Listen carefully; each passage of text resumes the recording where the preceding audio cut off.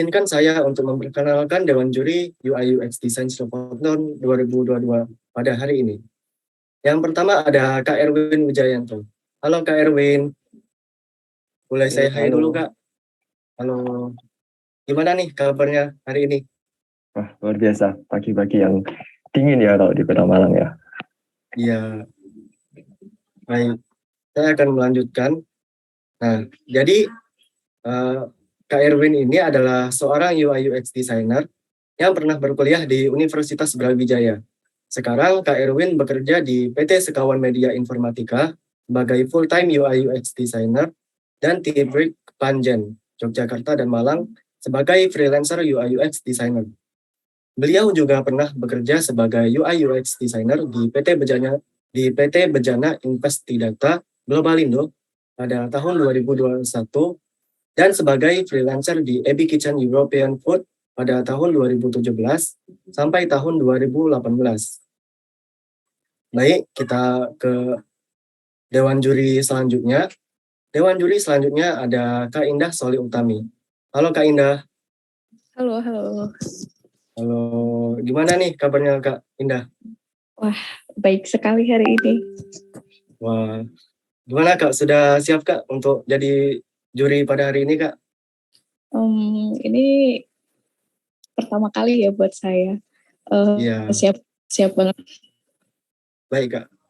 Nah, jadi Kak Indah ini pernah berkuliah di Universitas Teknologi Yogyakarta. Sekarang Kak Indah bekerja di PT Solusi Digital Industri sebagai UI UX designer. Beliau juga pernah bekerja sebagai UX researcher di PVID pada tahun 2021 sampai tahun 2022 dan pernah bekerja sebagai technical writer di Gamma Informatika pada tahun 2020. Nah, baik. Selanjutnya kita ke Dewan Juri terakhir. Dewan Juri terakhir yaitu ada Kak Wening Diah Locita Resmi. Halo Kak Wening. Halo, boleh saya hai dulu Kak? Selamat pagi. Selamat pagi Kak. Gimana nih kabarnya Kak Wening? Sehat-sehat aja? Baik. Iya, alhamdulillah sehat. Alhamdulillah. Nah, jadi Kak Wening ini adalah seorang UI UX designer yang saat ini sedang berkuliah di Universitas Indonesia. Sekarang Kak Wening bekerja di Pinpu sebagai UX researcher dan beliau juga pernah bekerja sebagai UI UX designer kontrak dan UI UX designer intern di PT Sagara Asia Teknologi pada tahun 2021. Nah, Kak Wening ini juga pernah mendapatkan penghargaan sebagai finalis of Gimastik 2021 UX Design Competition. Nah, dan sekian perkenalan dari ketiga juri yang akan memberikan penilaiannya pada acara final UI UX Design Silverton 2022 hari ini. Dan bisa dilihat dari pengalaman yang mereka miliki bahwa ketiga dewan juri ini sangat berkompeten di bidang UI UX design.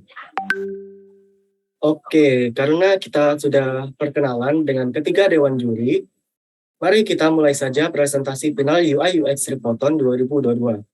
Dimulai dari tim nomor urut 01, yaitu tim 10/10 dari Universitas Sriwijaya. Kepada tim 10/10, silahkan mempresentasikan karyanya selama 10 menit, dan waktu akan dimulai ketika peserta mulai berbicara. Baik, terima kasih Saudara Yusuf Ded.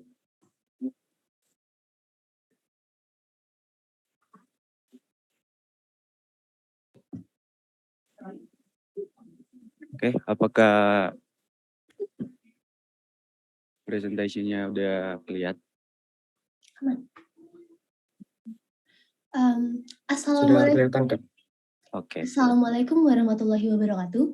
Perkenalkan kami dari 10 out of 10 team dengan anggota Diva Raisa Gabriel, Rido Widi Rahmanda, dan saya sendiri Violina Rasyafia. Sebelumnya terima kasih kepada Dewan Juri dan Panitia atas kesempatannya. Kali ini kami ingin mempersembahkan sebuah aplikasi yang dibuat berdasarkan masalah-masalah investor Indonesia, yaitu Gloma, Multi Transaction, One Currency. Sebelum pembuatan aplikasi ini, kami melakukan 4 tahapan desain proses, yaitu empathize, define, ideation, dan juga prototype. Tahap pertama yang kami lakukan ialah melihat latar belakang masalah, membuat rencana penelitian, dan melakukan wawancara secara mendalam. Dengan problem background, para investor yang ingin menginvestasikan uangnya namun kesulitan menggunakan aplikasi luar, serta aplikasi konvensional yang masih terbatas, apalagi dengan adanya tax yang cukup tinggi.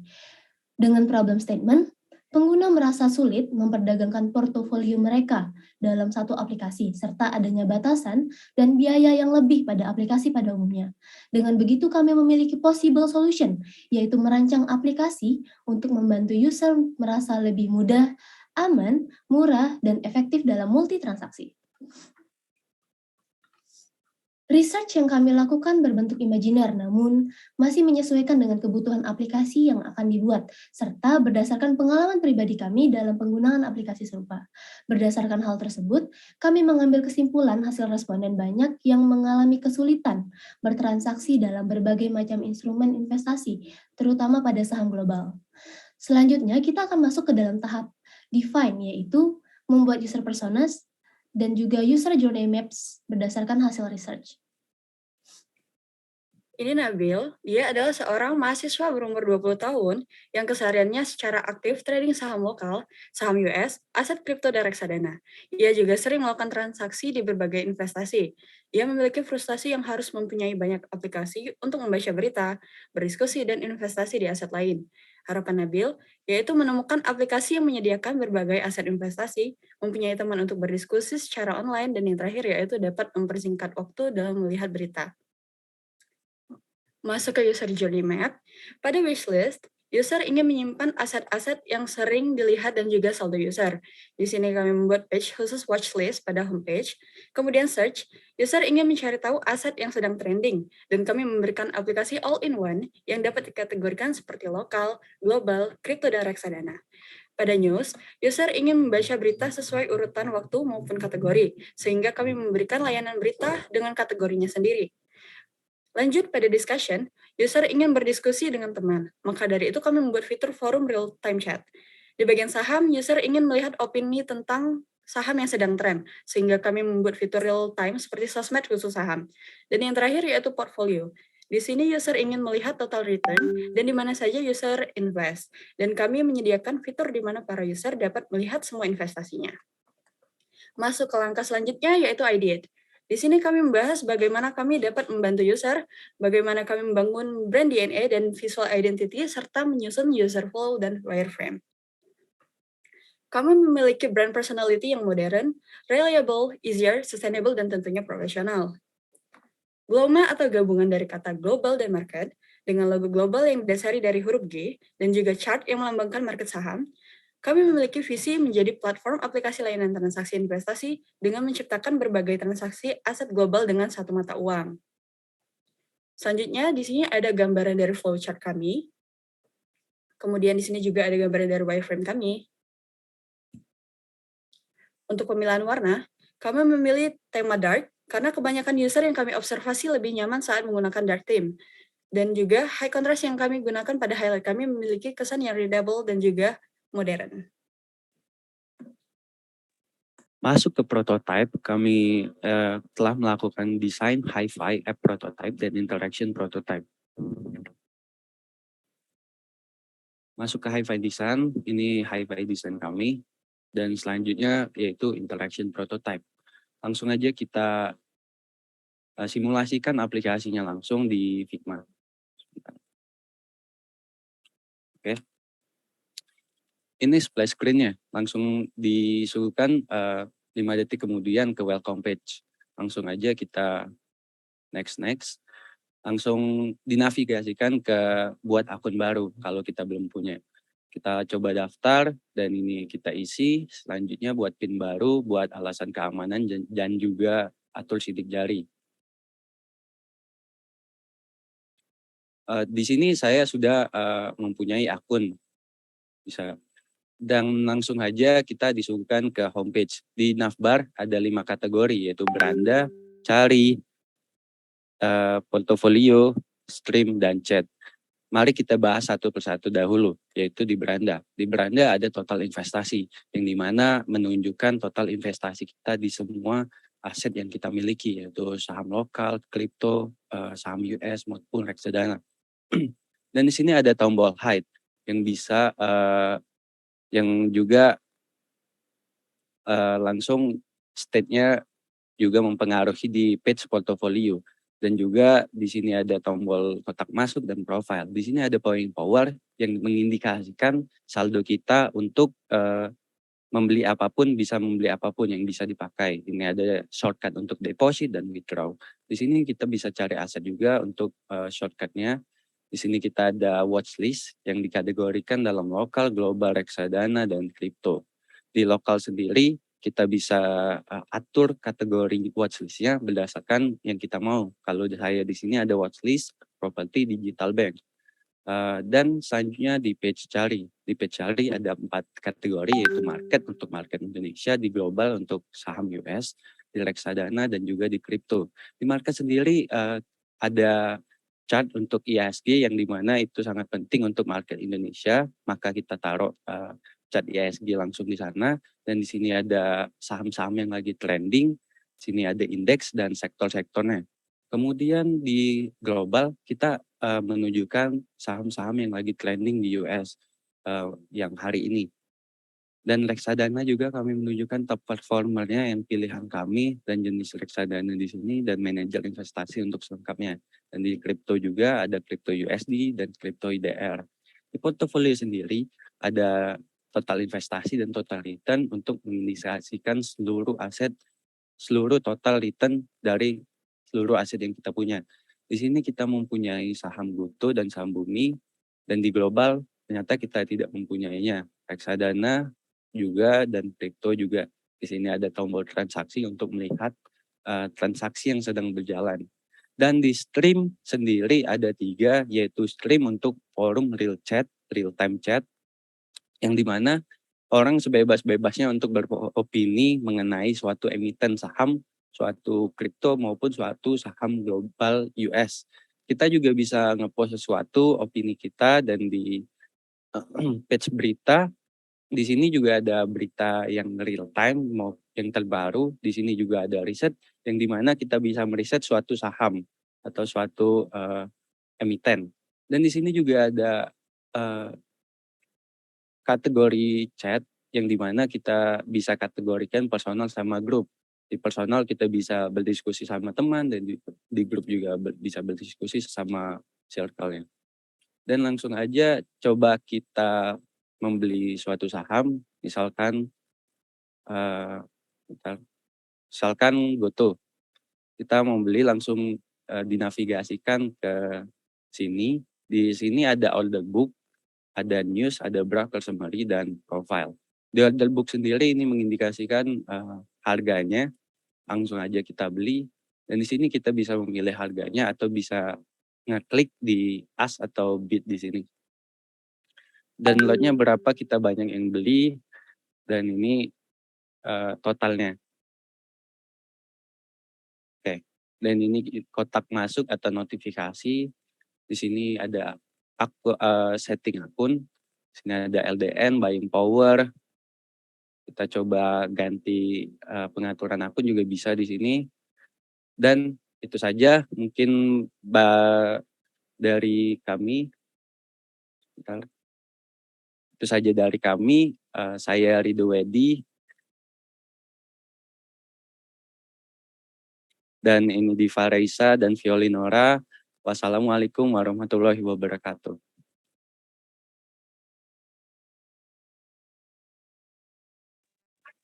Waalaikumsalam warahmatullahi wabarakatuh.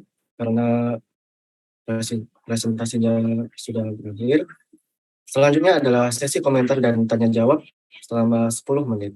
Kepada Dewan Juri, dipersilahkan. Dimulai dari Kak Erwin. Boleh, Kak? Oke, saya mulai untuk komentar ya. Terima kasih buat presentasinya, cukup bagus. Mulai dari PPT-nya juga, tampilannya juga bagus. Mungkin saya boleh lihat nggak di PPT-nya yang bagian flowchart? Maaf Kak, apa tadi? Di PPT bagian flowchart. Oke.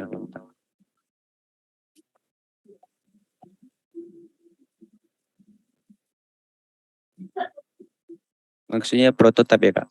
Yang flowchart tadi, yang bagan. Ada bagan tadi ya.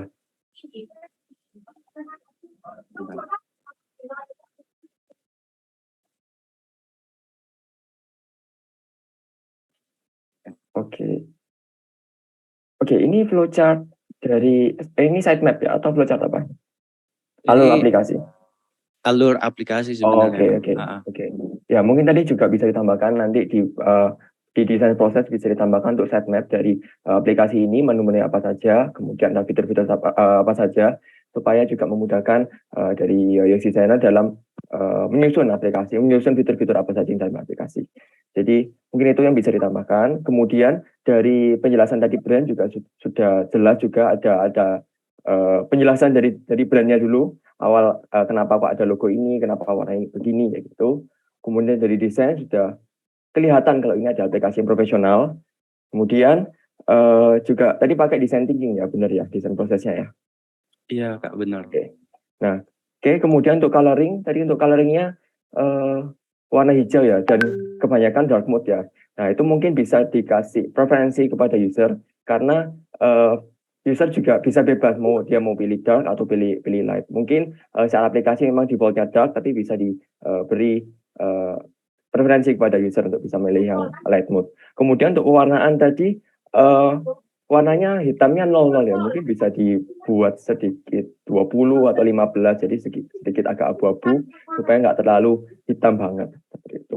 Nah itu, kemudian untuk prototipe tadi juga sudah cukup bagus.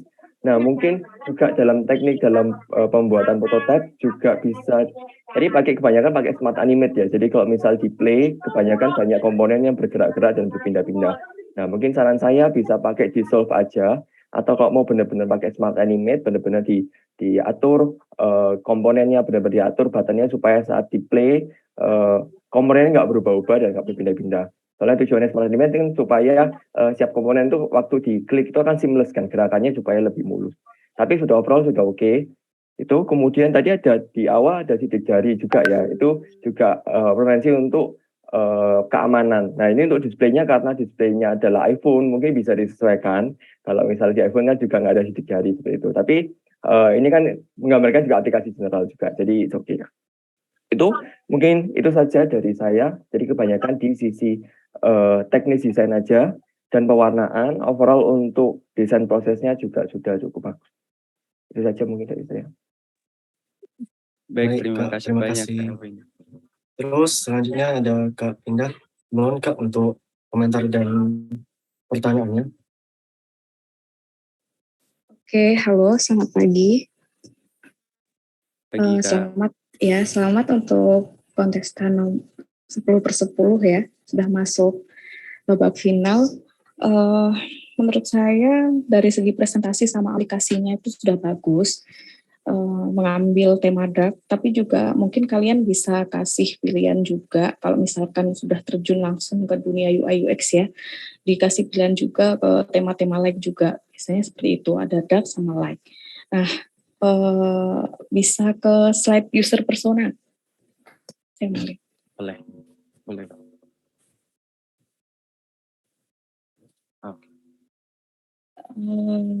Sebelumnya ada lagi yang mengambil sampel umur 19 sampai 30 tahun kalau nggak salah. Untuk saat ini baru satu orang ini, yaitu teman kami sendiri, Kak. Oh, oke. Baru satu orang. Oh. Oke.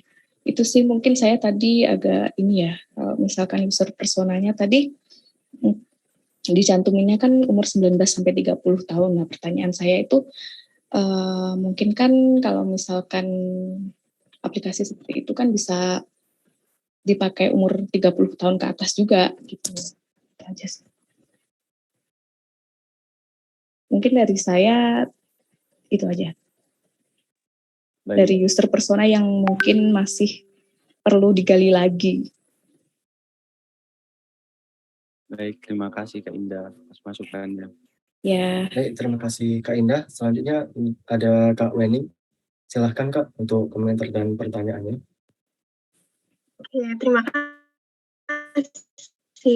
Sebelumnya terima kasih untuk tim 10/10 untuk presentasinya dan juga untuk PowerPoint-nya sangat memukau ya desainnya. Kalau misalnya tadi Kak Erwin dan Kak Indah udah nyinggung-nyinggung dikit soal desain dan user persona, aku pengen ngelanjutin dikit nih soal pertanyaannya Kak Indah.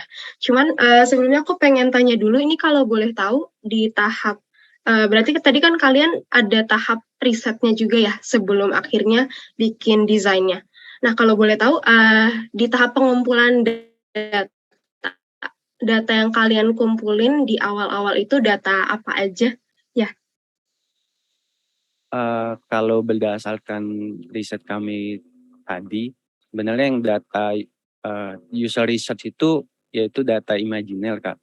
Berdasarkan pengalaman pribadi maupun pengalaman teman-teman saya yang berinvestasi di saham-saham lokal dan saham kripto juga, begitu, Kak. Jadi tidak terlalu banyak untuk berarti berdasarkan pengalaman tim ya?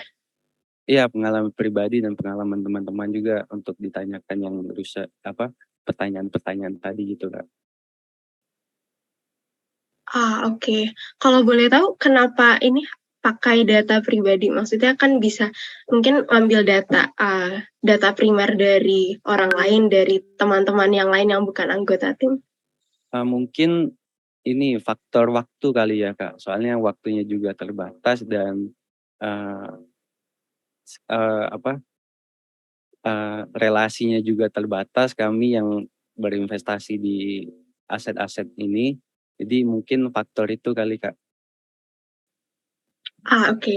Oke, mungkin sedikit masukan dari aku aja, karena mengingat waktunya terbatas, aku ngerti kalau misalnya nyari data itu nggak gampang, cuman mungkin kedepannya bisa ditambahin pakai data sekunder untuk memperkuat argumen kalian, karena aku pengen ngelanjutin dari Kak Indah tadi juga, untuk investasi, apalagi investasi saham, kalau misalnya kalian lihat demografinya itu sebenarnya, kalau aku nggak salah, kebanyakan tuh bukan mahasiswa, meskipun rentang usianya masih sekitar 20-30-an tahun, cuman untuk pekerjaan sendiri biasanya yang investasi saham tuh yang udah berpenghasilan tetap gitu. Sementara kalau mahasiswa kan hitungannya sebagian besar belum punya penghasilan yang tetap ya, apalagi kalau misalnya untuk investasi ke saham yang jangka panjang dan jumlahnya juga nggak sedikit. Mungkin beda kasusnya kalau misalnya investasinya di reksadana dan sebagainya.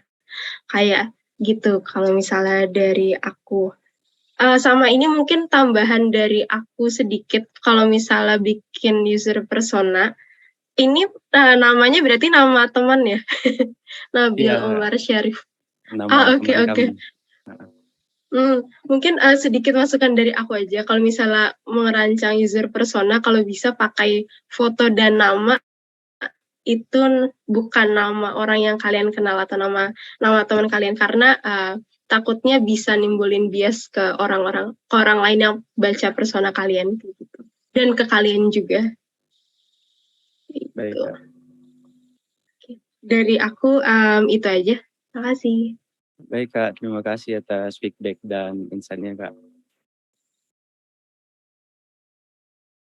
Baik, terima kasih kepada tim 10/10 atas presentasinya, dan terima kasih juga atas Dewan Juri atas komentar dan pertanyaannya. Baik, kita langsung lanjut saja kepada tim dengan nomor urut 02, yaitu tim Teh Sisri dari Universitas Sriwijaya. Kepada tim Teh Sisri, silahkan mempresentasikan karyanya selama 10 menit, dan waktu akan dimulai ketika peserta mulai berbicara. Baik, terima kasih Saudara Yusuf.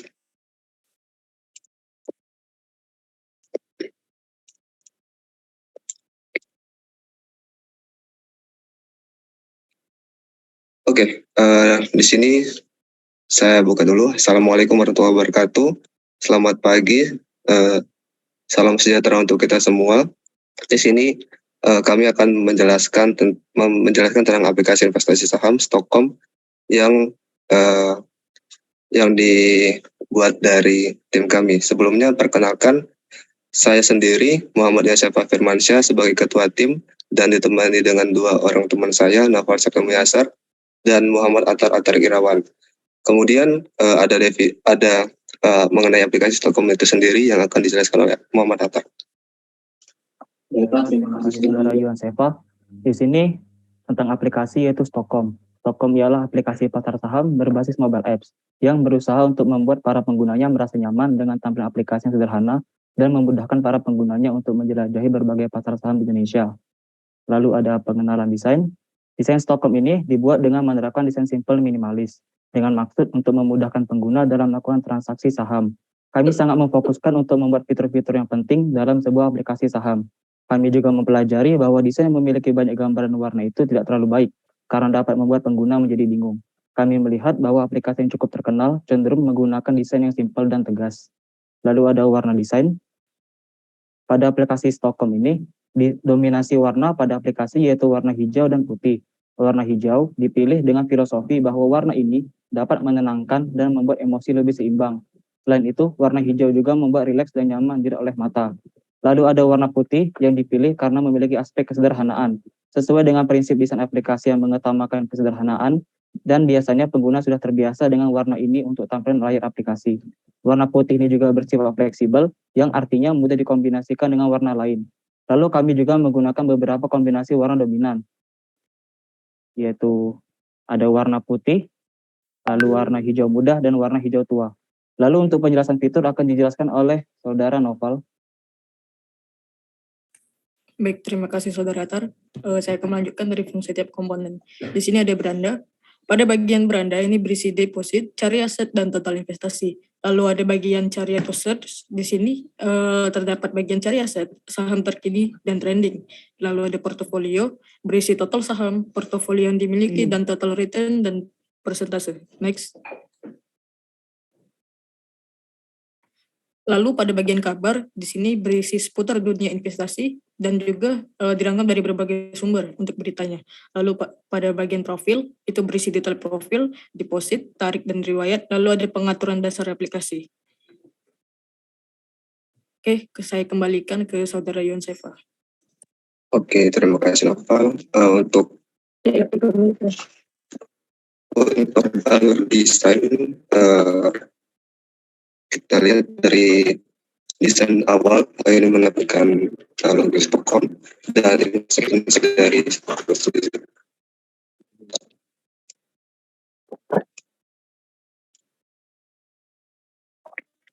Oke. Selanjutnya di sini ada berikutnya. Kita lanjut next. Setelah kita klik mulai di sini, si user membuat akun baru dengan menginputkan nomor depan, nomor belakang, alamat email, dan nomor telepon. Setelah itu, si user membuat akun baru dan memverifikasi nomor telepon pada masa OTP, memverifikasi dan kartu sandi. Setelah itu membuat PIN transaksi dan konfirmasi PIN. Setelah selesai, akan menampilkan registrasi kamu berhasil. Dan akan menampilkan halaman login. Di sini di halaman login ada lupa kata sandi. Di halaman kata sandi, jika si user lupa kata sandi, di sini si user memasukkan nomor telepon ataupun alamat email. Setelah itu mendapatkan kode OTP dari nomor telepon tersebut, cek verifikasi. Terus si user membuat kata sandi baru dan konfirmasi kata sandi baru. Kemudian ketika selesai akan halaman login. Di sini si user memasukkan nomor telepon maupun kata sandi. Di sini klik masuk dan menampilkan beranda. Di halaman dashboard. Di halaman dashboard ini terdapat fitur beranda, fitur cari, terus ada portofolio dan kabar dan profil. Di dalam beranda di sini terdapat total investasi, terus ada deposit, ada cari aset, terus juga di sini ada indeks saham maupun watchlist saham yang saya punya. Kemudian di sini di fitur di halaman cari, di halaman cari di sini ada pencarian IHSG, pencarian saham, terus ada cari IHSG, terus ada saham terkini dan saham trending. Terus di dalam halaman portofolio di sini menampilkan nilai portofolio kita. Terus di sini menampilkan total return, persentase dan list saham yang kita punya. Dan juga di sini di halaman kabar menampilkan berita-berita terbaru yang mengenai tentang investasi. Ketika kita klik berita, dia akan menampilkan beritanya. Kemudian di sini di halaman profil, di sini ada menampilkan profil saya, yaitu Richard Dolobi Siguntang, dan juga ketika kita melihat profil, di sini menampilkan detail profil yang ada di sini adalah username, nama lengkap, dan lain-lain sebagainya. Kemudian jika kita ingin mengubah, di sini ada ubah username dan klik simpan. Dan juga di sini ada fitur deposit. Ketika kita ingin deposit, ada dua pilihan transfer. Yang pertama ada Bank Indonesia. Di sini juga ada pilihan metode deposit. Jika kita mau banking, akan mendapatkan angka pembayaran. Setelah itu ada fitur tarik. Di sini ada penarikan saldo RDN, juga penarikan minimal 10.000 dan saldo RDN ya kita punya. Ketika kita lanjut atau menambahkan informasi penarikan dan penarikan pengguna hasil.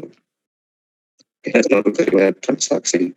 Kemudian di sini juga di halaman portfolio tadi belum ada nampilkan saham, detail saham. Di sini ada saham BPCA. Akan menampilkan detail saham, akan menampilkan detail saham yang kita punya. Di sini ada pilihan jual dan beli. Jadi kita menjual, dia akan menampilkan halaman penjualan, menampilkan saham yang kita punya, ada harga, lot, buying power, dan total, dan overview dari saham tersebut. Ketika kita ingin menjual saham, jual dan penjualan komunikasi, dan melakukan terima transaksi. Begitu juga pembelian saham.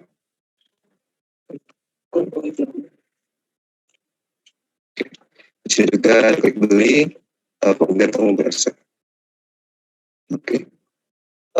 Untuk dari aplikasi, kita ingin melakukan dari aplikasi, di menu profil ini ada tombol keluar data, mengarahkan ke halaman login.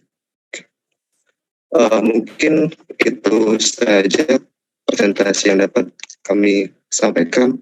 Terima kasih. Wassalamualaikum warahmatullahi wabarakatuh. Saya kembali kepada MC. Terima kasih.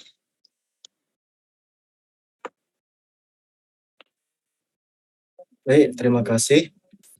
Selanjutnya sesi komentar dan tanya jawab selama 10 menit. Kepada Dewan Juri dipersilahkan. Dimulai dari Kak Erwin dulu. Silahkan Kak.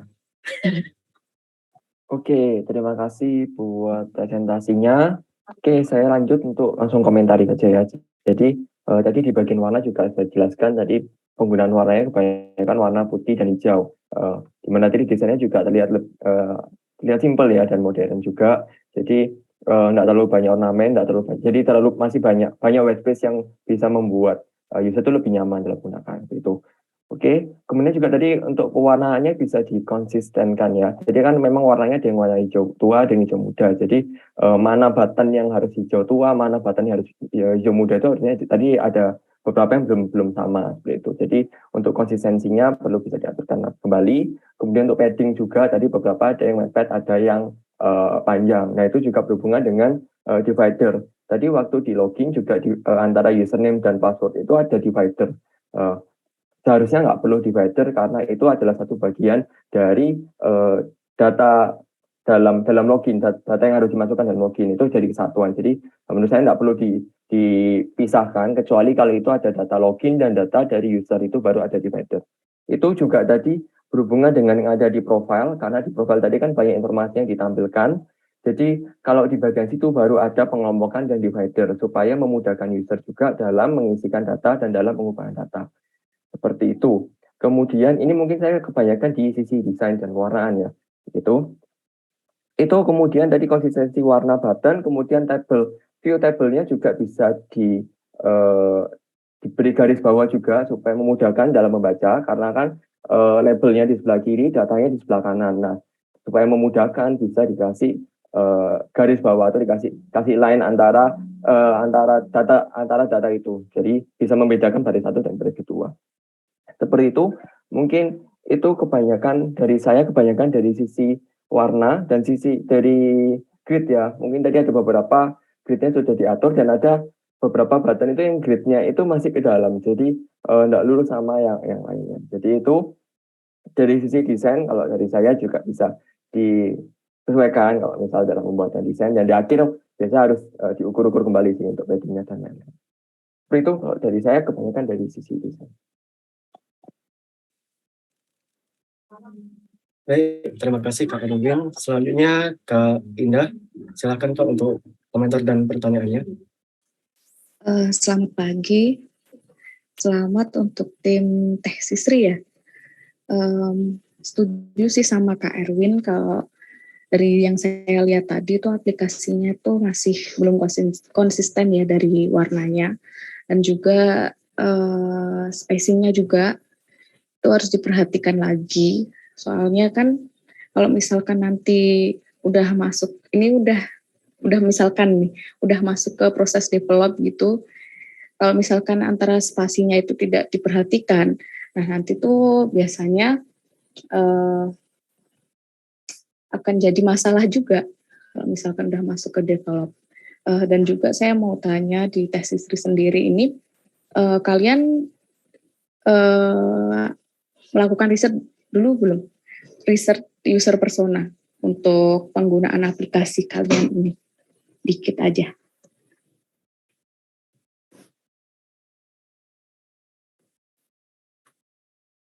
Halo? Halo, mungkin boleh diulang Kak pertanyaannya Kak? Dari kalian nerapin design thinking, design proses belum? Untuk bagian user personanya. Kalau untuk user persona sendiri, izin ya Kak, izin menjawab. Untuk user persona sendiri, kami untuk risetnya itu kami pertama melihat aplikasi yang udah ada terlebih dahulu Kak, kayak misalnya aplikasi saham yang udah ada. Terus kami lihat kayak mungkin ada beberapa part yang kayak menurut kami ini mungkin bisa ditambah lagi atau mungkin bisa diimprove lagi. Jadi mungkin kami untuk risetnya mungkin melihat dari beberapa aplikasi yang kami udah download kayak misalnya Stockbit dan aplikasi Bibit kayak gitu Kak. Untuk penggunaannya sendiri mungkin dari teman kelompok kami yaitu Atar yang mungkin udah menggunakan aplikasi investasi saham, jadi kami bisa lihat juga selama penggunaan atau mungkin selama dia memakai aplikasi tersebut ada beberapa mungkin yang dia bilang kayak ada kekurangan dan segala macam, itu yang kami tambahkan ke dalam desain aplikasi kami Kak. Oke. Mungkin untuk kedepannya kalian bisa menerapkan design thinking supaya bisa lebih belajar dari sekarang, proses-prosesnya bagaimana, menerapkannya bagaimana, gitu sih. Kalau dari saya itu aja. Baik, terima kasih kepada Kak Indah. Selanjutnya Kak Wening, silakan Kak. Oke, terima kasih moderator untuk kesempatannya. Sebelumnya aku mau ngucapin selamat juga untuk tim Teh Sisri udah berhasil masuk ke babak final, dan terima kasih juga untuk presentasinya tadi. Tadi ada satu frasa yang menarik perhatian aku nih. Tadi di slide tuh ada tulisannya menampilkan fitur penting ya di aplikasi ini untuk aplikasi saham yang kalian bikin. Nah itu kalau boleh tahu cara kalian mendefinisikan fitur mana, cara kalian menentukan fitur mana yang penting dan fitur mana yang nggak pentingnya itu yang kayak gimana ya?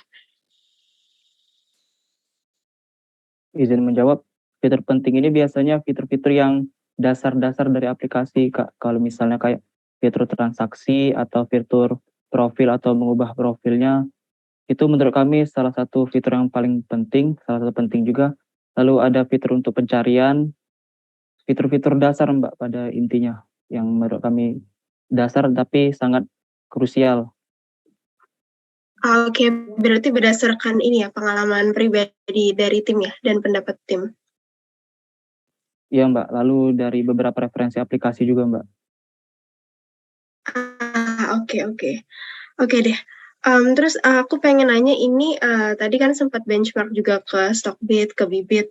Nah, kalau dari kalian, menurut kalian perbedaan aplikasi kalian dengan aplikasi yang udah ada saat ini tuh apa sih yang membedakan kalian dan yang lainnya?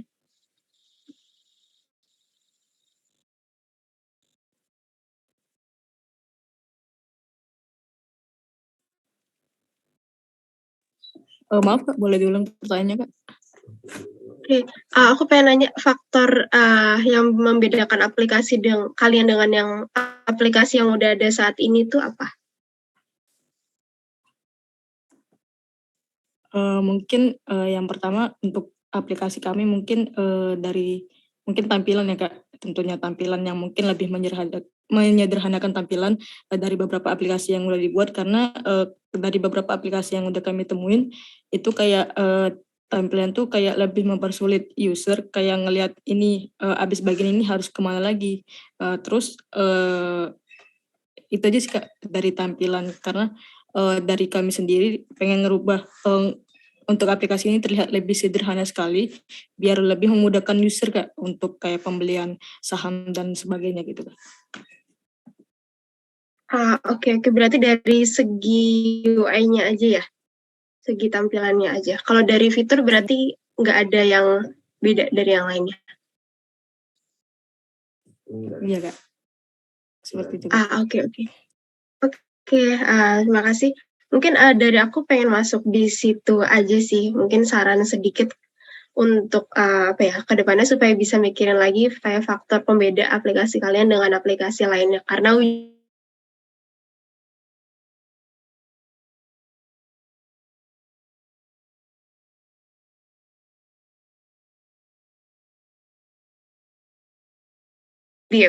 apalagi tadi Stockbit dan ada banyak lagi aplikasi-aplikasi saham lainnya kayak misalnya GoTrade yang juga menonjolkan di tampilan yang baru yang lebih sederhana kayak gitu.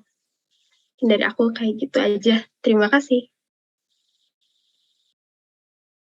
Baik, terima kasih kepada tim Tesisri atas presentasinya, dan terima kasih juga kepada Dewan Juri atas komentar dan pertanyaannya. Baik, tim selanjutnya yang akan presentasi yaitu tim Join in Pasi dari Universitas Udayana. Kepada tim Join in Pasi, silahkan mempresentasikan karyanya selama 10 menit, dan waktu akan dimulai ketika peserta mulai berbicara.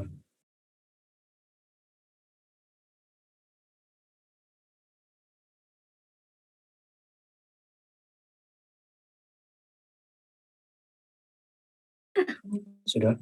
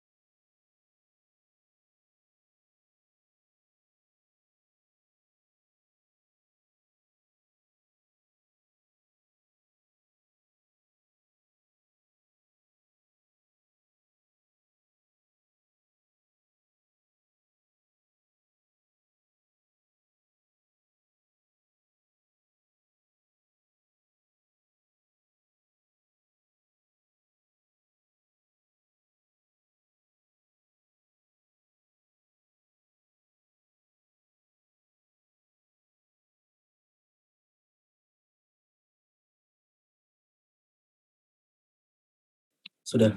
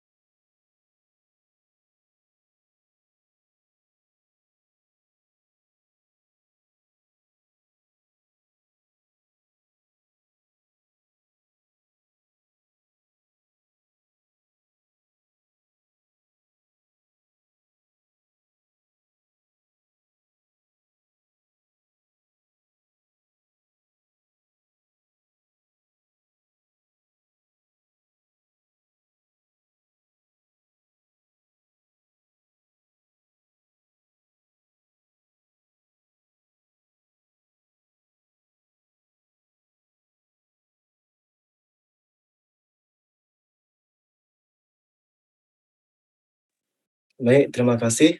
Selanjutnya sesi komentar dan pertanyaan dari kepada Dewan Juri dipersilahkan dimulai dari Kak Erwin. Silahkan Kak. Oke, terima kasih buat presentasinya. Tadi saya lanjut aja langsung ke eh, komentar ya. Nah, tadi pertama sering mention juga di awal-awal sering mention juga dikatakan bahwa aplikasinya adalah aplikasi yang ramah pengguna. Nah, mungkin bisa dijelaskan di sisi mana aplikasi ini yang ramah pengguna? Apakah dari sisi desainnya, apakah dari sisi mana? Seperti itu mungkin bisa dijelaskan.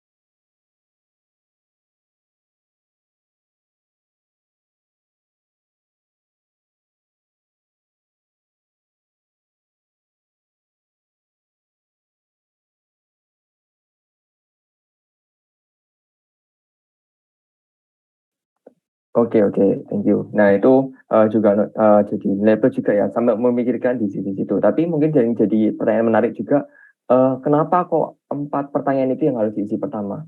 Kenapa kok harus 4 pertanyaan ini? Kenapa nggak misalnya kenapa nggak nama dan nomor HP misalnya? Kenapa kok alamat email, pendidikan terakhir, dan berapa info seperti itu? Apakah ada concern lain?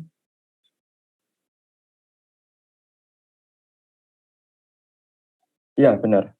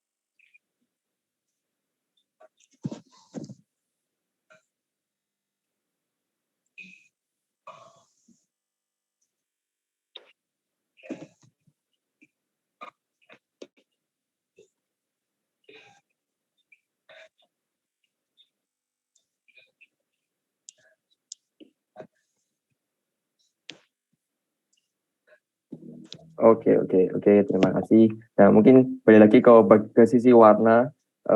Tadi kan banyak kan warna biru. Mungkin lebih berani aja pakai warna untuk yang aset-aset, icon-icon dan gambar-gambar. Bisa pakai warna yang lain juga. Jadi biar tidak semuanya kelihatan biru. Kemudian itu yang kedua juga konsistensi di warna. Jadi juga saya notice di bagian profile kenapa kok backgroundnya warnanya beda sendiri kayak gitu. Jadi mungkin ada concern lain kenapa kok dibedakan. Tapi menurut saya lebih baik disamakan aja. Untuk backgroundnya kalau warna putih lebih baik warna putih semua. Kalau yang warna biru untuk yang button atau yang apa seperti itu. Jadi itu saja mungkin dari saya. Baik, terima kasih Kak Erwin. Selanjutnya Kak Indah, dipersilahkan Kak. Terima kasih. Selamat buat tim Join Invasi. Untuk saya, menurut saya desainnya itu udah bagus ya. Yang jadi sorotan lagi-lagi di user persona tadi kan udah disebutkan kalau misalkan kalian ambil dari suatu sumber. Ya. Nah itu bisa disebutkan sumbernya dari mana?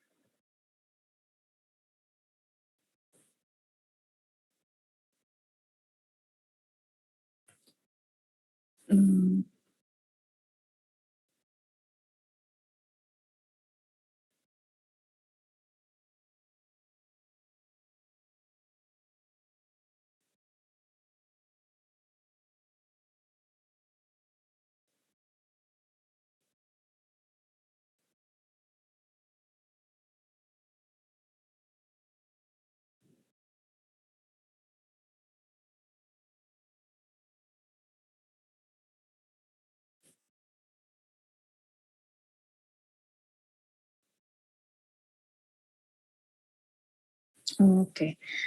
Kalau dari saya mungkin kenapa saya selalu menyorot user persona ya.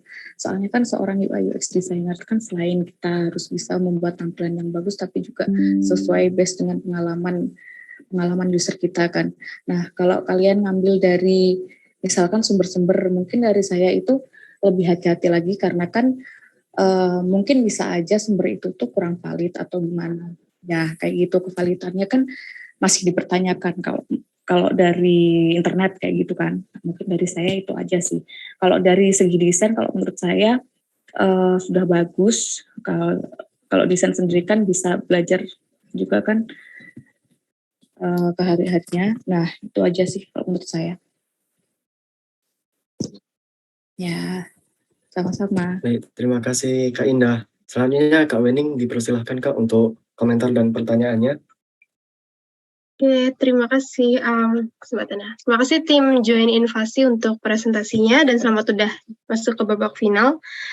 Tadi aku sempat dengar kalau misalnya ini aplikasinya itu salah satu value yang dibawa adalah untuk untuk mencegah user tuh terjerumus ke dalam investasi bodong ya. Kalau nggak salah di awal tadi. Oke. Ini kalau boleh tahu dari aplikasi kalian gimana sih cara ngebantu user tuh terhindar dari investasi bodong?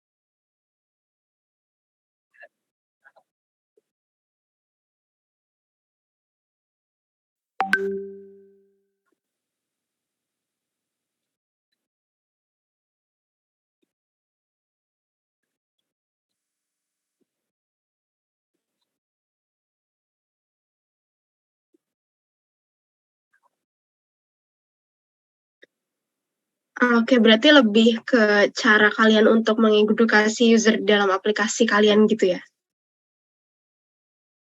Oke, terus ini ada yang menarik buat aku ini di dashboard kalian. Kalau misalnya aku lihat ini tampilannya agak beda ya dari aplikasi lain yang tujuannya adalah untuk sarana investasi dari user. Nah, ini mungkin sedikit komen aja dari aku. Ini kan aplikasi kalian tujuannya adalah tetap meskipun kalian ngebawa value untuk mengedukasi user untuk terhindar dari investasi bodong, tapi kan aplikasi kalian juga tetap aplikasi investasi ya. Dan biasanya yang ditaruh di dashboard itu dashboard itu kan tujuannya untuk memudahkan user kayak quick access untuk fitur-fitur yang jadi yang penting buat user. Iya, fitur-fitur utama. Nah, sementara di sini di dashboard kalian aku nggak ngelihat fitur lain atau konten lain yang selain dari tujuan edukasi kalian. Jadi kayak tujuan investasi usernya di dashboard ini sangat minim, cuman ada yang di atas itu aja. Sementara kalau misalnya aku jadi user ini dari pengalaman aku mungkin pakai reksadana, pakai saham, kan aku pengennya mungkin ini pendapat aku cuman kayak pengen mantau kondisi portofolio aku kayak gimana sih, itu mungkin salah satu tujuan yang aku cari kalau misalnya pakai aplikasi investasi. Nah, mungkin itu ke depannya bisa dipikirin lagi fungsi bisa coba dipikirin ulang fungsi dari dashboard itu sebenarnya untuk membantu user apa sih kayak gitu. Kalau dari aku itu aja. Terima kasih tim Join Invasi untuk presentasinya.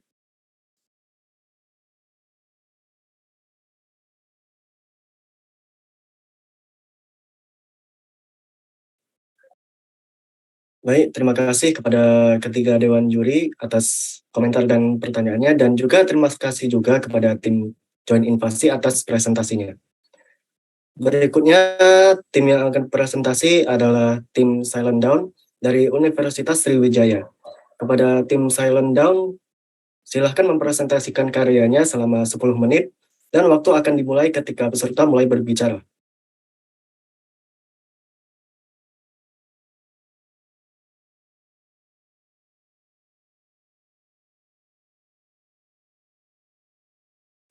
Baik, sebelumnya apakah suara saya terdengar? Terdengar. Bismillahirrahmanirrahim. Assalamualaikum warahmatullahi wabarakatuh. Sebelumnya perkenalkan ya, kami dari tim Silent Down dengan saya sendiri Muhammad Syafiq Al-Fatih sebagai ketua, dan di sini ada teman saya Bayu Darupangestu Dan yang satu lagi Miftahul Oktaviandi sedang ada sebuah kesibukan yang mendadak gitu. Mungkin langsung saja next.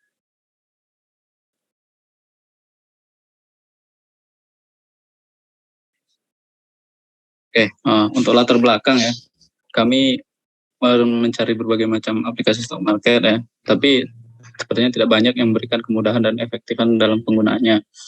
Di sini kami mendesain sebuah aplikasi yang melengkapi dari segi kemudahan dan keefektifan itu sendiri. Nah, untuk target yang kami incar khusus adalah pemuda di era sekarang. Nah, di sini kami menjadikan palet warna dark mode yang mana membuat mata lebih nyaman lah, dan tidak terlalu silau. Dan juga menurut kami palet ini sedang populer di kalangan sekarang gitu. Next. Nah, untuk tujuan dan manfaat ini fokus ke mudah dan efektif ya, sesuai nama dari produk kami Fun Stock. Kami ingin membuat saham itu jadi fun gitu, mudah. Dan nah di sini aplikasi ini mempermudah dalam pembelian saham baik dari saham dalam negeri dan maupun luar negeri. Dan juga memiliki fitur yang mendukung pengguna untuk belajar lebih lanjut dan juga berkonsultasi dengan ahli melalui fitur chatnya begitu. Oke, next. Nah, untuk pemilihan warna sendiri kami menggunakan warna biru dan ungu ya, dan digradasi dengan backgroundnya ya tadi dark mode. Nah, warnanya itu yang biru itu bisa dengan filosofi ketenangan yang dapat dipercaya, dan yang ungu itu kekayaan dan royal. Jadi bisa cuan lah gitu. Oke, next, terakhir. Nah, ini ada alur desain dan prototipe yang akan dijelaskan oleh teman saya Bayu dari Mbok Institute. Mungkin silakan, Bayu.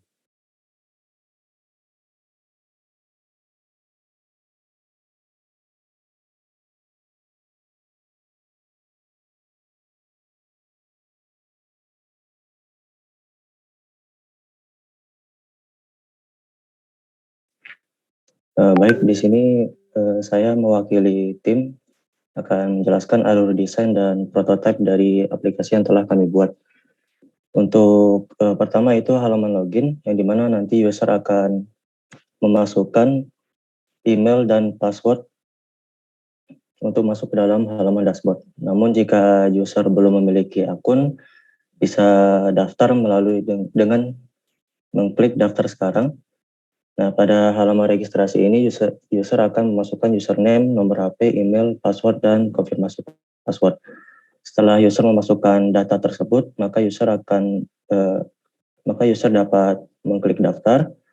Lalu nanti user akan masuk ke aplikasi FunStock itu sendiri. Nah, pada halaman FunStock ini terdapat beberapa halaman utama, yaitu beranda, portofolio, chat, dan profil. Di sini saya akan menjelaskan untuk halaman beranda dulu. Pada halaman beranda ini terdapat beberapa bagian, yaitu kita mulai dari atas dulu. Ada bagian fitur eksplorasi. Nah, di bagian sini kita dapat mencari saham-saham yang ingin kita cari, saham maupun reksadana. Itu. Lalu untuk bagian notifikasi, yaitu nanti sistem akan memberikan peringatan terhadap saham yang telah kita beli itu apakah naik atau turun, seperti itu. Lalu pada bagian atas itu terdapat informasi saldo user dan keuntungan yang telah didapat oleh user, seperti itu. Lalu di bawahnya terdapat informasi yang lebih detail mengenai saham dari user, saham yang telah dibeli oleh user, dan seberapa banyak saham yang telah dibeli. Lalu untuk lebih detailnya lagi itu seperti ini. Nah, lalu untuk yang di bawahnya itu ada bagian rekomendasi. Nah, pada bagian ini itu sistem akan memberikan rekomendasi bagi user yang paling aman atau yang paling memiliki risiko yang paling rendah, ataupun rekomendasi dari saham-saham yang paling sering dibeli oleh user-user yang lain, seperti itu.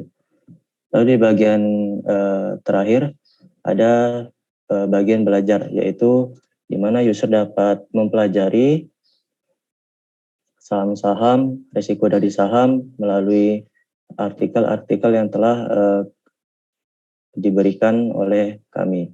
Seperti itu. Lalu kita lanjut ke bagian portofolio. Nah, pada bagian ini merupakan daftar-daftar portofolio yang telah dibuat oleh user. Nanti user dapat menambah portofolionya dengan cara klik tambah portofolio dan disesuaikan dengan tujuan dari user itu sendiri. Seperti itu. Lalu ada bagian fitur chat. Nah, di sini user dapat berdiskusi dengan teman-temannya ataupun dengan helper-helper yang sudah bersertifikasi ataupun berpengalaman dalam bidang saham atau stock market ini. Ini merupakan ruang chatnya. Lalu kita lanjut ke fitur profile. Nah, pada bagian profile ini kita dapat melihat beberapa pilihan. Salah satunya yaitu komunitas, yang dimana komunitas ini merupakan tempat berdiskusi juga untuk user dan penghubung antara kami dengan user. Gitu. Lalu ada fitur bantuan, yang dimana pada bantuan ini terdapat frequently asked question, yang dimana itu pertanyaan-pertanyaan yang paling sering ditanyakan oleh user itu kami kumpulkan lalu kami satukan di sini seperti itu.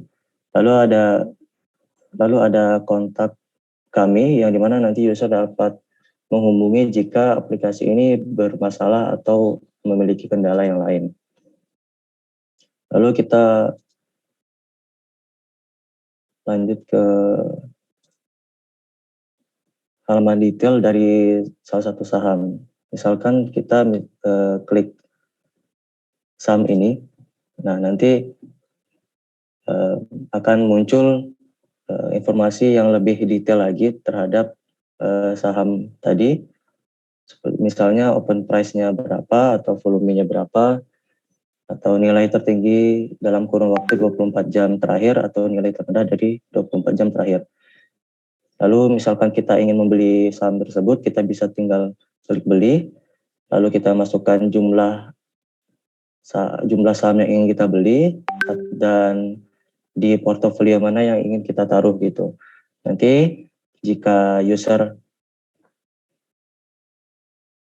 ingin membelinya nanti bisa dengan klik keranjang ini, atau bisa beli langsung dengan klik beli ini. Nah, di sini terdapat informasi total yang akan kita bayar beserta dengan metode pembayarannya yang dapat kita pilih. Lalu tinggal kita klik beli. Nah, jika pembayaran berhasil, maka akan muncul tampilan seperti ini dan akan diarahkan kembali ke menu utama. Seperti itu. Mungkin itu saja untuk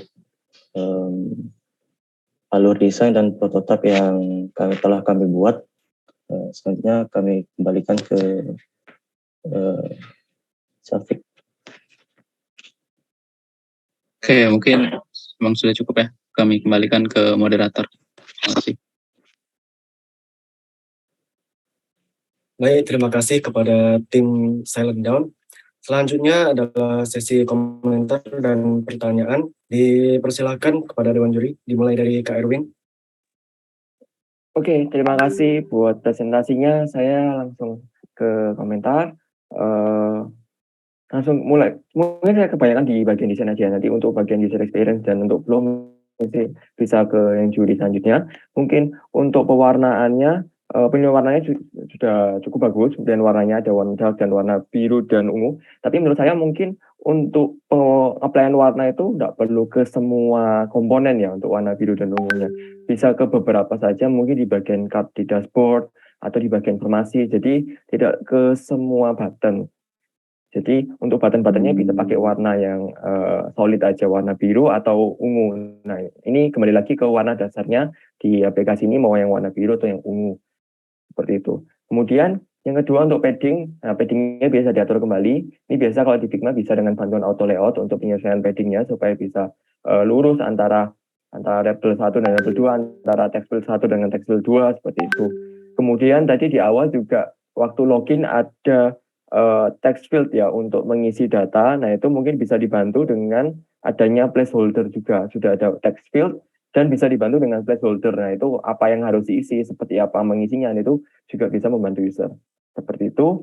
Kemudian untuk grid line juga bisa diatur. Biasanya pakai margin berapa ya nih untuk grid line-nya? 16 atau 20? Biasanya 20, Kak. 20 ya. Ya, itu bisa disesuaikan kalau misalnya pakai 20, karena tadi beberapa sepertinya 20 aja yang agak terlalu mepet ya. Jadi supaya kelihatan segaris saja dan kelihatan lebih lurus, memudahkan user juga dalam membaca. Itu untuk grid line. Kemudian untuk font. Nah, untuk font ini juga bisa diatur untuk size dan weight-nya. Jadi beberapa tadi ada yang size-nya besar, ada yang kecil, ada yang weight-nya bold, ada yang light seperti itu. Nah, itu bisa diatur mana yang harus bold, mana yang harus light seperti itu. Itu kemudian konsistensi desain juga bisa disesuaikan lagi.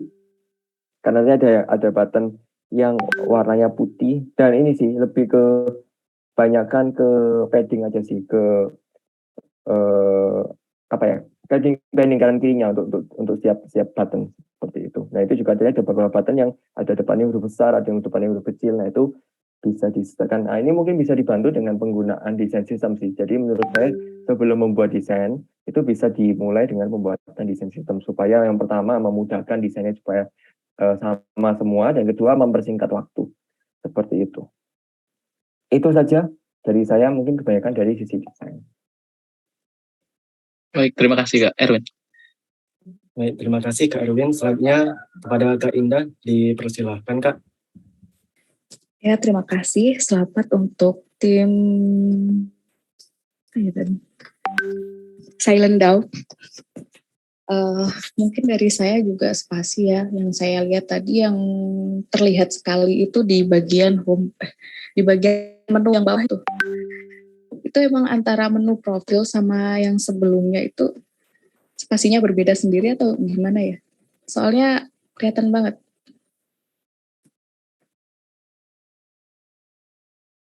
Mungkin ada bisa menjawab ya Kak. Iya. Mungkin waktu auto prototyping kemarin itu kegeser sedikit Kak, jadi agak beda dia. Oh ya, mungkin bisa diperhatikan lagi. Terus ini juga ukuran fontnya juga mungkin ya diperhatikan lagi, karena saya lihat tadi tuh ada yang menurut saya terlalu besar dan juga ada yang terlalu kecil. Mungkin betul apa yang dikatakan Kak Erwin, bisa dibantu dengan desain sistem untuk meminimalisir kayak gitu. Dan juga tadi ini kan saya lihat ini untuk desain prosesnya belum ini ya, belum kalian jalankan. Mungkin lain kali juga bisa menambahkan desain prosesnya di dalamnya. Lagi-lagi saya menyoroti bagian itu. Menurut saya itu saja dari saya, singkat saja. Saya kembalikan lagi ke moderator. Baik, terima kasih Kak Indah. Baik, terima kasih Kak Indah. Selanjutnya Kak Wening, dipersilahkan Kak. Oke, terima kasih. Sebelumnya mohon maaf, kayaknya internet aku agak bermasalah, jadi aku turn off kamera dulu. Terima kasih tim Silent Down, dan selamat sekali lagi udah berhasil masuk ke babak final. Ini tadi aku pengen tanya soal salah satu fitur yang kalian bawa nih di aplikasi kalian, yaitu adalah fitur konsultasi ke ahli ya. Kalau nggak salah tadi aku ada dengar. Oke. Terus aku penasaran ini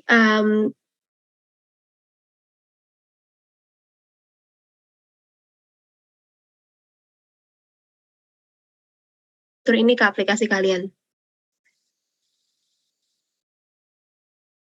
Izin menjawab ya.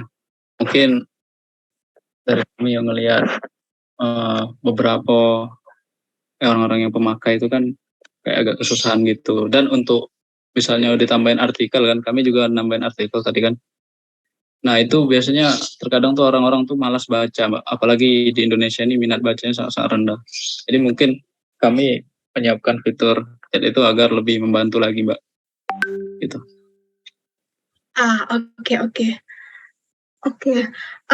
Ini mungkin sedikit komen dari aku soal fitur konsultasi dengan ahli.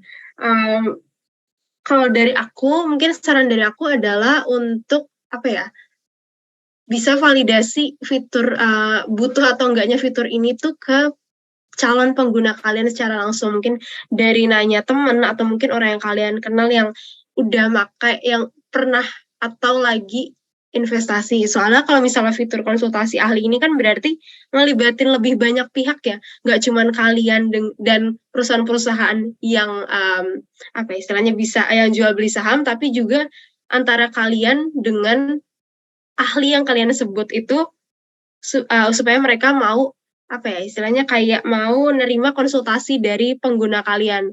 Nah, itu kan fiturnya maksudnya sistemnya akan lebih panjang lagi ya alurnya. Dan kalau misalnya bisa aku tebak di posisi kalian ini saat ini kalian belum bisa yakin apakah fitur konsultasi ahli ini diperlukan atau enggak.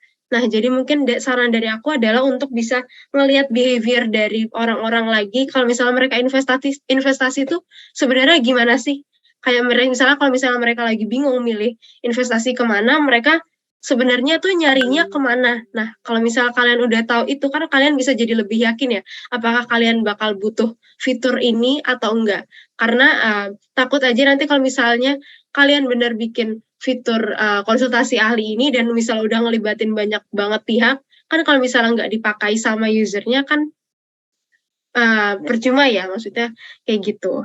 Terus mungkin tadi aku mau ini lagi bring up lagi soal fitur yang soal komennya Kak Erwin dan Kak Indah yang sudah disebutkan juga soal desain sistem. Ya, aku setuju banget soal itu karena tadi kalau misal dari pendapat aku, hierarki konten di aplikasi kalian, di desain kalian itu belum jelas mana sih yang informasi mana sih yang sebenarnya pengen kalian tonjolin terlebih dahulu, yang pengen kalian yang pengen user tuh tertarik ngelihatnya kemana dulu itu belum kelihatan karena tadi ada beberapa konten yang mungkin bisa dibilang bukan sekunder sih, maksudnya konten sekunder yang tapi justru kalian buat misalnya fontnya lebih besar daripada misalnya judul dari halaman itu, atau misalnya informasi-informasi yang lain yang mungkin bisa dibilang lebih penting daripada informasi yang tadi, kayak gitu.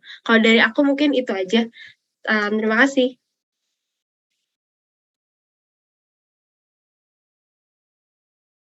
Baik, terima kasih kepada ketiga dewan juri atas komentar dan pertanyaannya, dan terima kasih juga atas tim Salendown atas presentasinya. Baik, tim selanjutnya yang akan presentasi yaitu tim terakhir ada tim WeMatch dari Universitas Sriwijaya. Kepada tim WeMatch silakan mempresentasikan karyanya selama 10 menit dan waktu akan dimulai ketika peserta mulai berbicara. Oke, suara saya sudah terdengar, Kak? Sudah. Oke, untuk Ais boleh di share screen.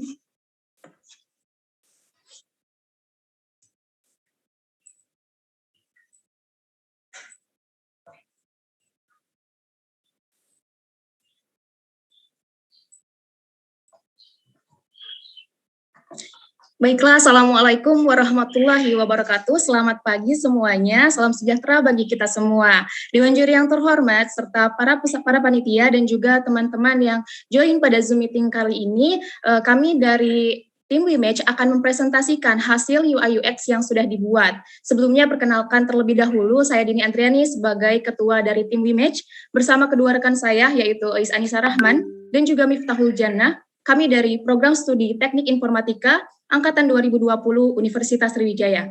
Dalam perlombaan UI UX Ripoton kali ini, kami memilih tema website HMUF. Selanjutnya, kami akan melakukan penjelasan lebih lanjut yang akan dijelaskan oleh rekan saya, Miftahul Jannah. Baiklah, saya akan menjelaskan apa itu HMIF. Jadi HMIF adalah salah satu himpunan jurusan di Fakultas Ilmu Komputer Universitas Sriwijaya yang dimana berfokus pada kegiatan kemahasiswaan yang membangun dan memajukan fakultas dan jurusan. Nah, website HMIF ini hadir untuk menyajikan informasi seputar HMIF Unsri dan dapat meningkatkan reputasi dari perguruan tinggi baik dari skala nasional ataupun skala internasional. Selain itu, dengan adanya website ini, laju informasi dapat dengan mudah dan cepat disalurkan ke masyarakat.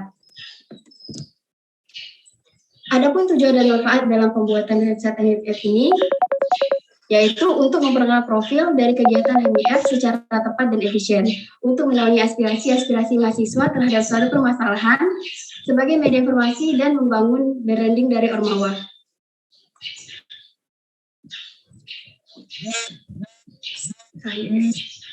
Next slide.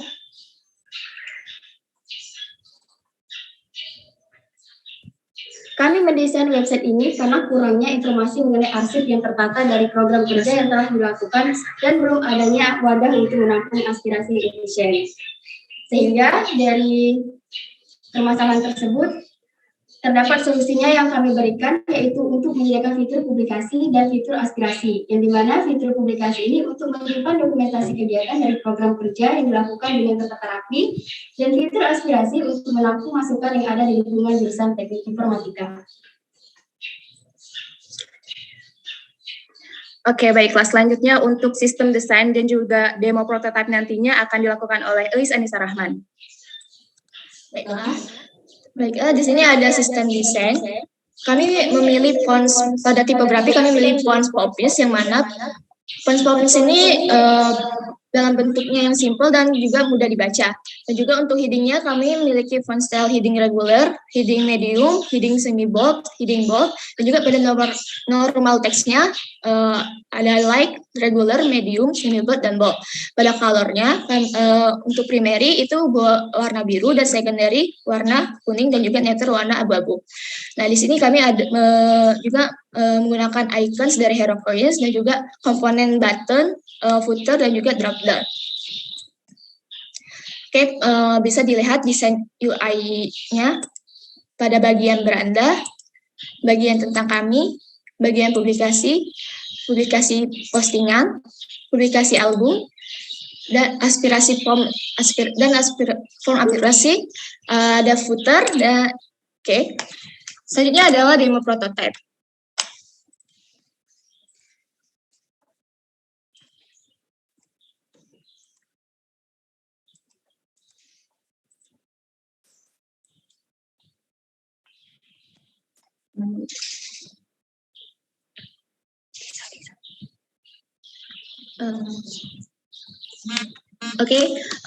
Pada halaman pertama yaitu ada beranda. Untuk navbarnya sendiri di sini ada page beranda tentang kami, publikasi, aspirasi, dan button hubungi kami. Untuk halaman beranda ini menampilkan welcoming HMIF disertai dengan logonya. Lalu terdapat profil singkat, video profil, dan juga pengurusan HMIF. Dan juga menampilkan kahim dan wakahim. Dan juga ada sebuah sorotan postingan. Dan ada stock of the month. Nah, pada bagian tentang kami, mahasiswa dapat lebih dekat mengenal HMIF Sriwijaya. Pada tentang kami ini berisi konten, visi, dan misi HMIF, makna logo HMIF Unsri, makna logo Kabinet Adigana, dan juga menampilkan profil inti dan BPH HMIF. Selanjutnya yaitu adalah publikasi. Pada halaman publikasi ini, menampilkan sebuah sorotan postingan event yang sedang berlangsung atau yang akan diadakan. Nah, publikasi acara ini menampilkan event-event yang telah dilaksana dari bulan Januari sampai Desember. Contohnya pada bulan September itu ada telah dilaksanakan event seni, event olahraga, dan event akademik. Nah, saat kita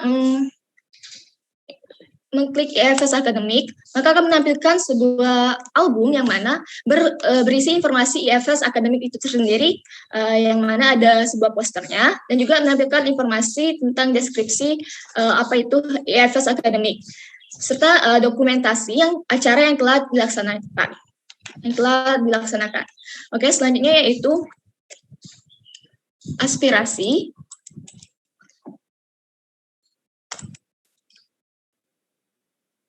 Nah, untuk aspirasi ini, halaman aspirasi, dengan adanya aspirasi ini, mahasiswa HMIF Unsri dapat menyampaikan keluh kesahnya mengenai program kerja dari HMIF.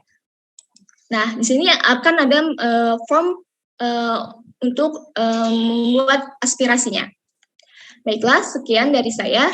Terima kasih, saya kembalikan kepada Dini Adriani. Oke, terima kasih kepada Ais yang sudah mempresentasikan demo dari prototipenya dan juga kepada Miftah yang sudah menjelaskan isi dari penjelasan mengapa kami membuat website HMIF dan memilih tema ini dibandingkan dengan tema satunya lagi. Nah, setelah itu mungkin lebih dan kurang kami mohon maaf. Kami ucapkan terima kasih dan wassalamualaikum warahmatullahi wabarakatuh. Dikembalikan kepada moderator. Waalaikumsalam warahmatullahi wabarakatuh. Terima kasih tim WeMatch atas presentasinya. Selanjutnya yaitu sesi komentar dan pertanyaan dari Dewan Juri. Kepada Dewan Juri dipersilahkan dimulai dari Kak Erwin. Oke, terima kasih buat presentasi desainnya. Oke, saya lanjut ke komentar untuk desainnya ya. Ini yang beda sendiri ya, yang lainnya aplikasi, yang ini website ya gitu. Nah, mungkin masukan dari saya adalah, ini saya sambil lihat desainnya ya. Jadi dari sisi, karena ini website ya, karena ini website yang benar-benar mengundang untuk orang-orang bisa melihat di sini. Jadi per section juga harus diperhatikan seperti itu. Nah ini kalau menurut saya di pembagian sectionnya juga harus diperjelas mana yang sectionnya informasi, mana yang sectionnya banner dan lain-lain seperti itu. Nah ini untuk yang di homepage-nya sudah sesuai.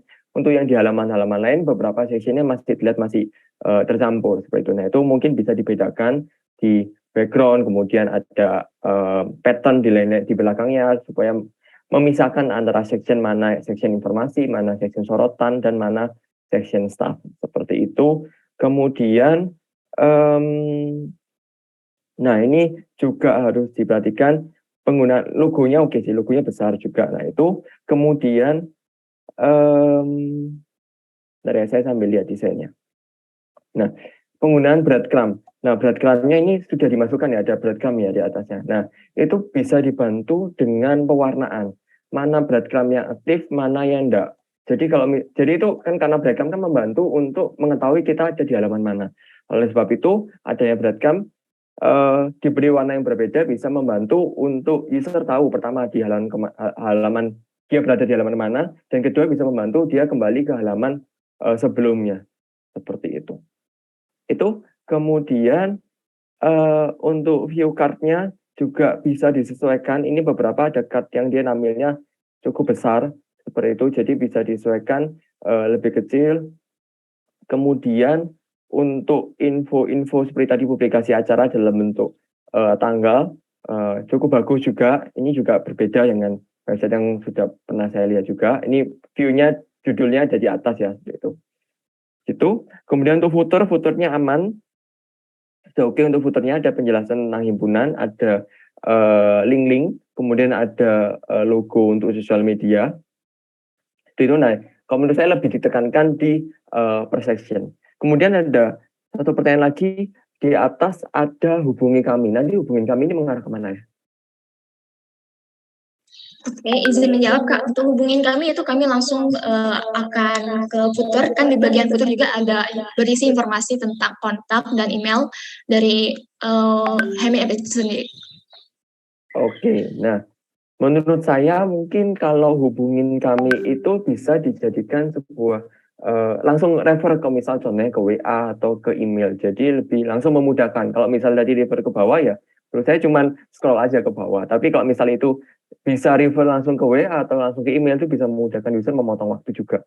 Seperti itu. Nah, yang di bawah tetap itu oke untuk diberi info email dan nomor, tapi yang di atas itu bisa mempercepat user aja langsung menghubungi.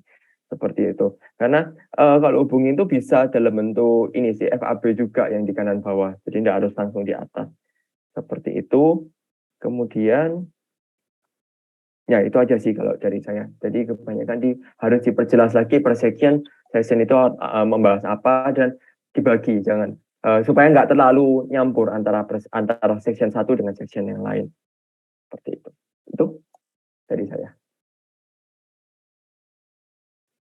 Baik, terima kasih Kak Erwin atas komentarnya.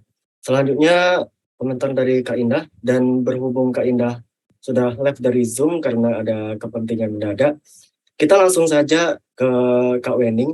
Silahkan Kak Wening. Oke, terima kasih untuk kesempatannya. Oke, halo tim WeMatch. Selamat udah nyampe di final. Terima kasih juga untuk presentasinya. Menarik nih, beda sendiri ya topiknya dari yang lain. Ini topiknya mungkin bisa dibilang lebih dekat dengan kalian kali ya, karena kalian aku yakin juga fakultas atau himpunannya punya website seperti ini juga yang mirip-mirip. Nah, cuman aku penasaran nih kalau dari kalian nih,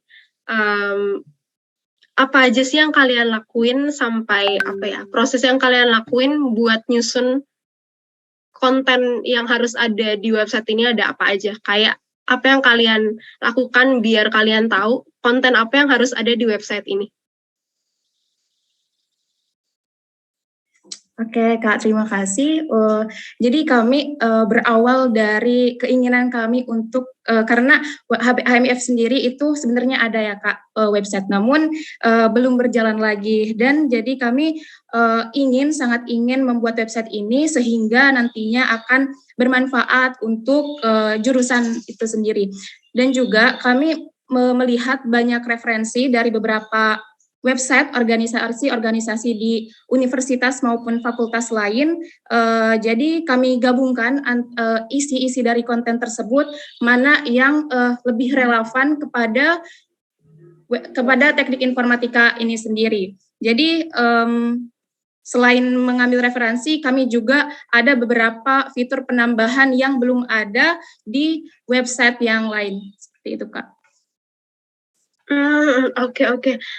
Kalau boleh tahu, yang kalian tambahin di website ini deh, yang nggak ada di website lainnya tuh apa ya? Tadi sempat disebut. Oh iya, jadi Kak, di sini kan ada yang bagian aspirasi itu. Nah, ada beberapa ormawa itu mereka ketika mengklik aspirasi, mereka itu masuk ke Google Form gitu. Nah, tapi di sini kami inginnya dia masuk ke server, ke pemegang server nantinya yang ketika membuat website ini, Kak. Jadi bukan melalui Google Form.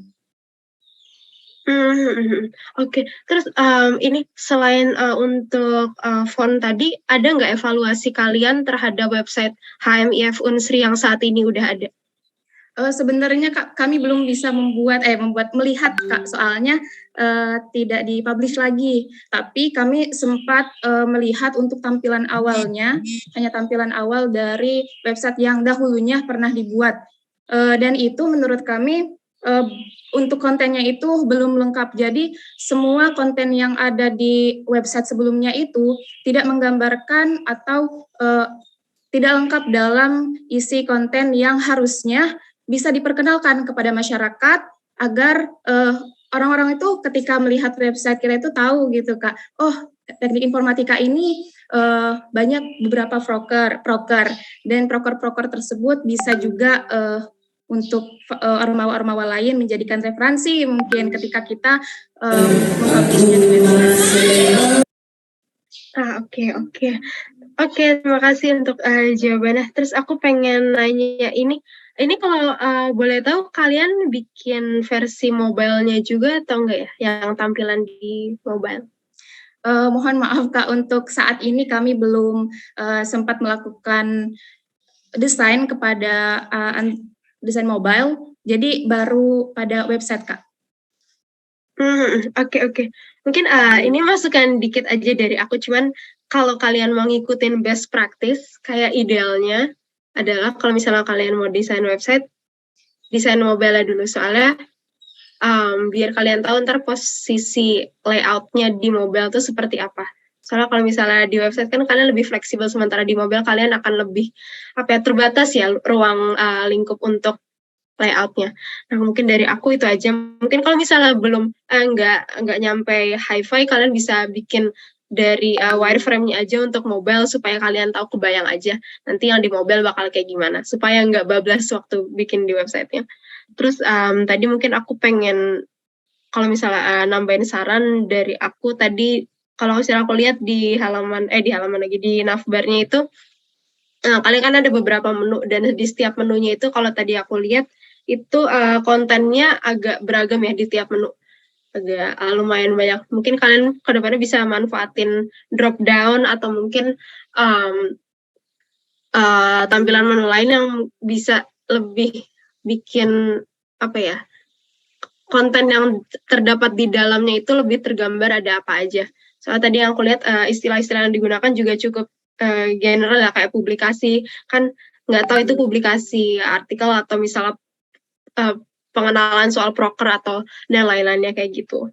Terus tadi paling aku pengen saran aja, kalau yang tadi aku lihat ada ini ya, jadwal proker atau jadwal acara ya tadi di halaman salah satu menunya. Itu mungkin bisa ditambahin view kalender kali ya. Kalau misalnya aku lihat dari beberapa website website company profile kayak gini, biasanya kayak ada kalender kegiatan gitu, mungkin lebih user friendly ya. Lebih user friendly dilihat daripada bentuknya kayak tadi yang list panjang itu. Dan itu lebih bisa digunakan di versi mobile juga kalau dari pendapat aku. Kalau misalnya kalian bentuk kalender lebih ya kelihatan timelinenya gimana aja. Mungkin itu aja dari aku, selebihnya udah. Makasih. Sebelumnya izin menambahkan dari kami, jadi untuk pada bagian yang jajaran per bulannya itu kami idenya itu ketika untuk terkhusus untuk dokumentasi saja. Jadi betul kata kakak tadi, bagian kalender itu banyak beberapa organisasi yang mencantumkan kalender itu kepada websitenya.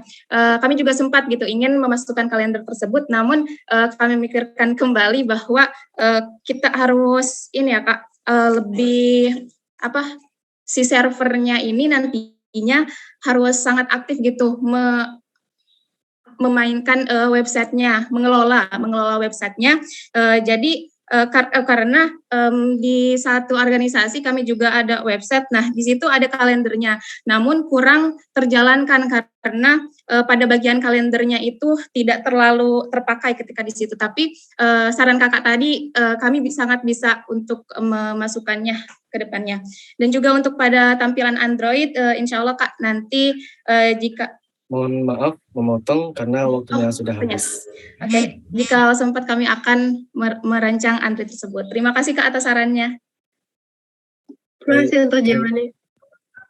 Baik, terima kasih kepada tim WeMatch atas presentasinya dan terima kasih kepada seluruh Dewan Juri atas komentar dan pertanyaannya. Nah, baik. Dengan selesainya presentasi dan tanya jawab dari tim WeMatch, maka selesai juga acara presentasi final UI UX Design Sripoton 2022. Untuk para finalis sekalian, saya ingin menginformasikan bahwa pengumuman pemenang akan diumumkan pada hari Sabtu, tanggal 22 Oktober 2022 di dalam rangkaian acara Seminar Nasional Sripoton 2022. Jadi, untuk para finalis diwajibkan untuk hadir dan nantikan pengumumannya ya. Baiklah, telah sampailah kita di penghujung acara. Saya ingin mengucapkan terima kasih kepada para Dewan Juri dan finalis UI UX Design Sripoton 2022 yang telah menyempatkan waktunya untuk hadir di acara ini. Saya, Yusuf Erdin, selaku moderator pamit undur diri.